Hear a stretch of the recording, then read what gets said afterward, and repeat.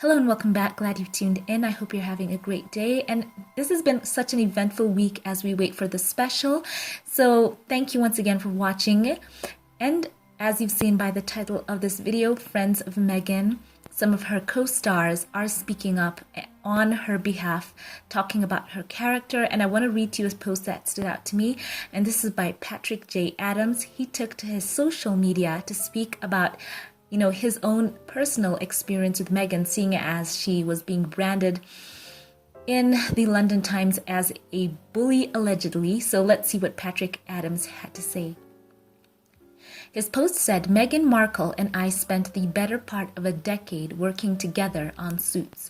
From day one, she was an enthusiastic, kind, cooperative, giving, joyful, and supportive member of our television family. She remained that person and colleague as fame, prestige, and power accrued.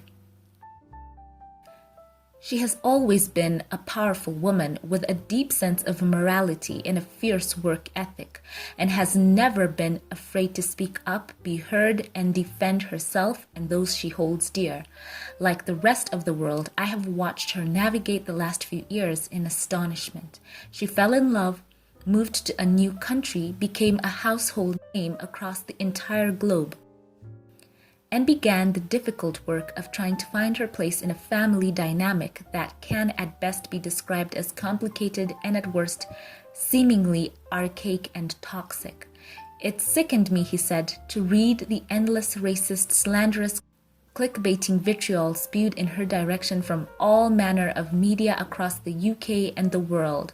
But I also knew that Meghan was stronger than people realized or understood, and they would regret underestimating her. And then they welcomed Archie, and on any sort of decent planet, that would be a time to stop sharpening the knives and let these two people enjoy the magical early months and years of starting a family. But we don't live on that planet, and instead the hunt continued. It's obscene, he says in capital letters, that the royal family whose newest member is currently growing inside of her. He also capitalizes that and went on to say, is promoting and amplifying accusations of bullying against a woman who herself was basically forced to flee the UK in order to protect her family and her own mental health. In my opinion, this newest chapter and its timing is just another stunning example of the shamelessness of an institution that has outlived its relevance, is way overdrawn on credibility, and apparently bankrupt of decency. Find someone else to admonish, berate, and torment.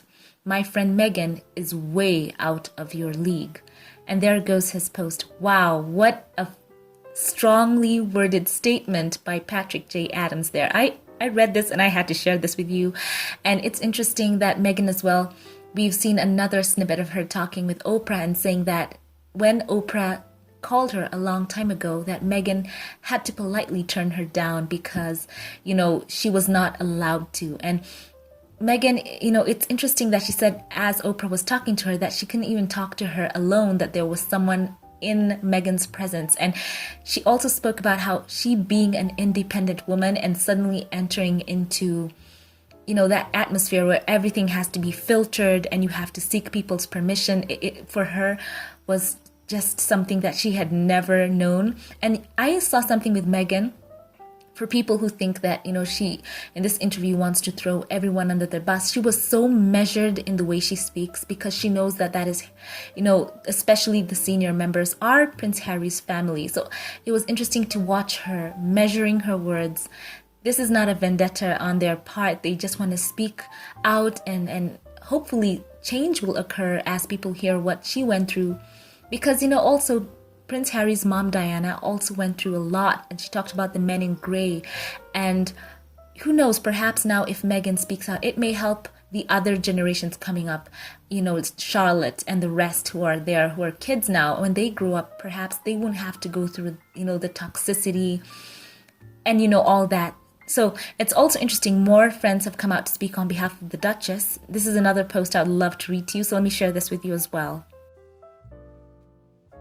So this is from the post by, the handle Silvertree77. She says, this is Meg, A real person, not a cover story. She is one of my very nearest and dearest. Like all her friends, I love her madly. She is the friend who insists on always hearing the details of your life, your day, your kid's life, your kid's day before hers. Always before hers. The friend who stocks her house full of all your favorite things when you visit and pretends she already had them just because she wants the moment to be about you, not her. It's always that way with her friends. It's us before her. When you move to a new city, she creates a book of all the special things that city can give you, hands all the little secrets it offers over to you so you will feel less homesick. She leaves it on your doorstep so you have it when you wake up. On her wedding day, she checks in on me the morning of. It's her day. The world is standing by. It's a lot, but she wants the day to be special for me.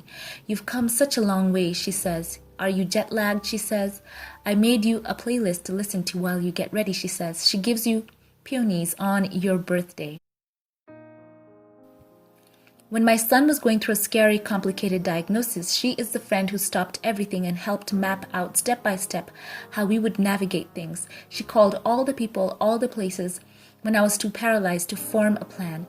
That's another one of her gifts, making you feel like you can get through anything. She's the friend who shares all of her secrets with you because despite having so many reasons to put walls up between hearts, remains as wide open as it's always been. This is Meg before she met H. This is Meg now. She's always been this person. This is another friend who goes by the handle Deepika. She says, 6 years ago, I met the sweetest woman. She was strikingly beautiful, yes. But what really stood out was her heart, intelligent and giving nature. She went out of her way to help others, including myself, asking nothing in return. Meghan is a lot of things, a lot of incredible things, and it's really time we focused on that, period. So as you can see there, those very loving pictures. Some people have shared some of those intimate moments with her so that you can know that they know her in person. And as I stated before in the last video, if it was an act, she couldn't keep it up for that long because in Hollywood, you cannot be a diva. I've said this over and over again. The industry, word gets out fast and they talk amongst themselves. Do not hire so-and-so. They are not a team player. They don't come out of their trailer on time, etc, etc. Meghan is a smart woman. So I'm happy that, as she said, it's really liberating to have the right and privilege to talk. That's what she said to Oprah, and we are ready to hear her talk even as she's ready to talk. And also, by the way, guys, let me just drop this in here. They have a victory. Basically, a judge has ordered that the Mail on Sunday will have a front page apology to Meghan, and it will have to be in a font and size no smaller than appearing the wording Meghan's shattering letter to her father. So they have to print the apology in the same font and size as they used to basically write all those negative things about her. So that's great. So one more post about her friend here. So I'm glad her friends are speaking out. Lindsay also wrote and said that Meghan's MO has always been kindness. Goodwill runs in her bones. I know this to be true after 22 years of a very close friendship. I've seen firsthand how she treats her friends, their families, and her colleagues. She talks about how, when she's driving you in the passenger seat, she will fling her right arm in front of you at the slightest bump in a gesture of love and to ensure your safety. And she talks about how they were students together at Northwestern University. And, she was a woman as well in Los Angeles when her days were spent auditioning. She talks about knowing this woman before she dated Harry. And this is the same woman who she knows after dating Harry. And this is the woman who became the Duchess of Sussex, she says, and still is without a doubt the very same woman today.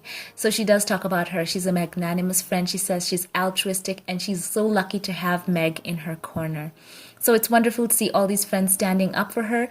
And what a great summary someone wrote as they read all these comments. They said that in the end, we will remember not the words of our enemies, but the silence of our friends. So thank you to all of Meghan's friends, those who knew her, those who worked with her, who are speaking up.